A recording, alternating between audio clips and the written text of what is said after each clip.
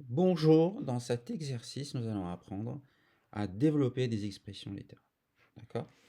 Donc, j'en ai ici, j'en ai choisi trois. Nous allons les faire. Donc, je commence par la première. Alors, je vous rappelle déjà, développer, ça veut dire quoi? Développer, c'est retirer, enlever les parenthèses et transformer une multiplication en addition, en une somme. Ok? Donc là, vous voyez, on a une parenthèse fois un nombre, ce nombre-là 5 qu'on appelle facteur commun. Nous allons le distribuer sur les deux termes qui sont à l'intérieur de la parenthèse. Du coup, il n'y aura plus de parenthèse. On vous demande aussi de réduire. Donc, il faut essayer de réduire les termes au maximum, si c'est possible, évidemment. Mais tout ça, on va le voir ensemble. Je vais commencer par la première expression, ici. Donc, j'ai 5. Alors, le 5, on a dit, on va le distribuer sur le 2 et puis sur tout ça. En même temps, attention, pas que 3, pas que x, mais les deux. C'est un seul facteur. Donc vous allez avoir 3x, alors vous pouvez faire de gauche à droite, il n'y a aucun problème. 5 fois 3x plus 5 fois 2. D'accord? Que j'aurais pu également écrire 5 fois 2 plus 5 fois 3x. Ok? Que ne vous laissez pas piéger quand vous voyez le facteur commun à droite. C'est exactement, d'ailleurs, je vais vous l'écrire ici. Ça, c'est exactement la même chose que ça. Voilà, donc nous, c'est plus facile de faire évidemment de gauche à droite. Mais vous pouvez faire aussi de droite à gauche et ça restera correct. Donc je continue maintenant. Une fois que j'ai développé, on vous demande de réduire. Alors réduire, on va essayer de calculer s'il y a des choses à calculer dans cette expression. Donc j'ai 5 fois 3x. Ce que je peux calculer, c'est que 5 fois 3, pardon.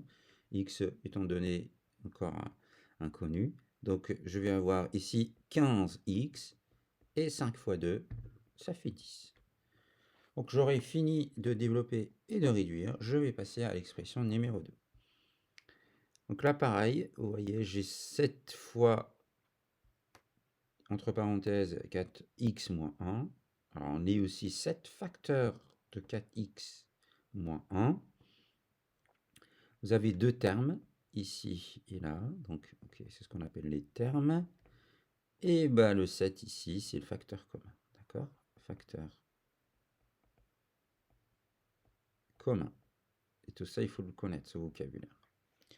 Donc allons-y, je vais distribuer le 7 sur 4x, pas que 4, pas que x comme je l'ai déjà évoqué, 4 fois 7 fois 4x. Donc n'hésitez pas dans un premier temps à écrire, ne faites pas mentalement, au risque de vous tromper. Donc, et puis moins 7, enfin pardon, moins c'est celui-ci hein, évidemment. Donc vous allez avoir 7 fois. Là, nous avons bien développé et il nous reste l'étape de réduction. On calcule ce qu'on peut ou ce qui est possible à calculer. Vous allez avoir ici 7 fois 4, donc 28x, moins 7. Ok? Voilà pour cette expression. Je vais passer à la dernière. Là, nous avons donc le facteur commun qui est à droite comme dans la première expression. Alors, n'hésitez pas à le passer à gauche ou procéder comme ça. Hein. Vous pouvez faire les deux, comme je l'ai déjà dit. Alors, il est plus facile de le ramener à droite, évidemment. Donc, allons-y. 2x qui est mon facteur commun. J'en ai... Alors, attention, ici, j'ai un terme, pardon, un facteur commun qui est formé de deux facteurs, 2x, l'ensemble de x, pas que 2, pas que x. Hein. Faites attention à ça. Donc 2x, je vais le distribuer sur le 3, moins de la parenthèse ici. Je distribue maintenant encore le 2x sur le 7x. Ok, fois 7x.